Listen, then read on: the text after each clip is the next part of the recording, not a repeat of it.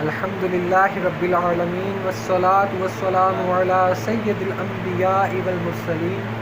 اما بعد فاعوذ باللہ من الشیطان الرجیم بسم اللہ الرحمن الرحیم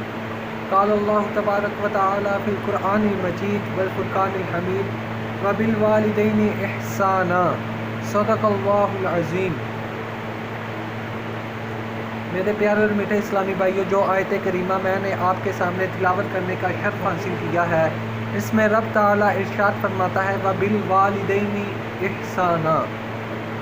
اور والدین کے ساتھ بھلائی کرو۔ والدین کے ساتھ بھلائی کرنے سے مراد یہ ہے کہ والدین کی خدمت کرو، والدین کی ضروریات کو پورا کرو، اور جب والدین بڑھاپے میں پہنچ جائیں، بوڑھی عمر میں پہنچ جائے، بڑی عمر کے ہو جائیں، بڑھاپے میں پہنچ جائے، تو ان سے کوئی ایسی بات نہ کہنا جو ان کے لیے تکلیف کا باعث بنے، ان سے کوئی ایسا کام نہ کرنا کہ جو ان کے لیے تکلیف کا سبب بنے۔ میرے پیارے اور میٹھے اسلامی بھائیوں، ایک واقعہ میرے ذہن میں ہے کہ وہ میں آپ کو بتاتا ہوں کہ ایک صحابی رسول بارگاہ رسالت صلی اللہ تعالیٰ علیہ وآلہ وسلم میں آئے اور عرض کی کہ میں اپنی ماں کو 6 میل ایسے راستے پر کہ اگر اس پر گوشت کا ٹکڑا رکھ دیا جاتا تو وہ گوشت کا ٹکڑا کباب بن جاتا، میں اپنی ماں کو 6 میل، اپنے 6 میل ہوتے ہیں 9.5 کلومیٹر، 9.5 کلومیٹر، 6 میل، تو 6 میل اپنی ماں کو کاندھے پر بٹھا کر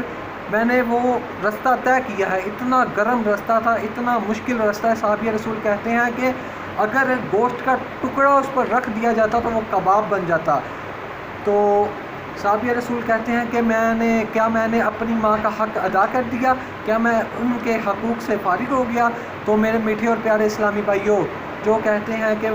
جو اپنے والدین کو کہتے ہیں میں نے آپ کو گھر دلا دیا نا، اب اور کیا چاہیے، میں آپ کو ماہانہ پیسے بھیجتا ہوں نا، اب اور کیا چاہیے، ان کے لیے رسول اللہ صلی اللہ تعالیٰ علیہ وآلہ وسلم نے ایک جواب ارشاد فرمایا۔ میرے پیارے اور میٹھے اسلامی بھائیوں، دھیان سے سنیے گا۔ صحابی رسول کہتے ہیں کہ میں 6 میل تک ایسے راستے پر، ایسا مشکل راستہ، اگر گوشت کا ٹکڑا اس پر رکھ دیا جاتا تو وہ کباب بن جاتا، ایسے راستے پر اپنی ماں کو کاندھے پر بٹھا کر لے کر گیا ہوں، کیا میں نے اپنی ماں کا حق ادا کر دیا؟ رسول اللہ صلی اللہ تعالیٰ علیہ وآلہ وسلم نے ارشاد فرمایا، جب تمہاری ماں تمہیں جنم دے رہی تھی، یہ میں مفہوم بتا رہا ہوں، جب تمہاری ماں تمہیں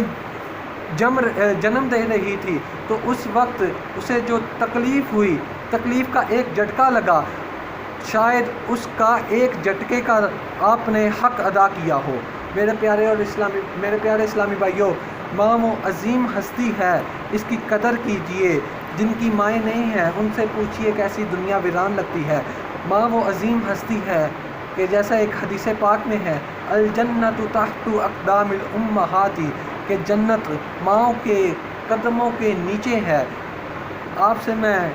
التماس کرتا ہوں کہ اپنے ماؤں کی قدر کیجئے، جن کے پاس مائیں ہیں وہ اپنی قدر کیجئے، اور جن کے والدین اور جن کی ماں حیات نہیں ہے ان کو چاہیے کہ وہ